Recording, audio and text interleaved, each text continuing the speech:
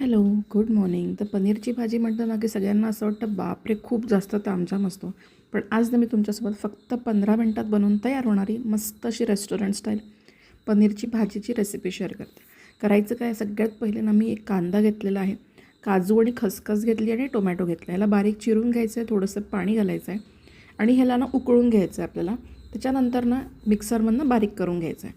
आता एका पॅनमध्ये ना मी तेल आणि बटर मिक्स करून घेतलं आहे. त्याच्यामध्ये ना आपल्याला सगळ्यात पहिलेच लाल तिखट घालायचं आहे, म्हणजे की आपल्या ग्रेव्हीला ना कलर छान येईल. त्याच्यानंतर आपली ग्रेव्ही घालायची, सगळे मसाले घालायचे. आता लाल तिखट आपण ऑलरेडी आधीच घातलं आहे, तर किचन किंग मसाला, गरम मसाला आणि धने जिरे पूड असं घालायचं.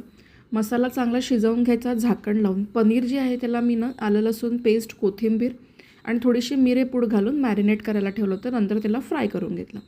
भाजी चांगली शिजली की मीठ घालायचं, पनीर घालायचं, वाफवून घ्यायचं, क्रीम घालायचं आणि आपली ही भाजी बनवून तयार आहे.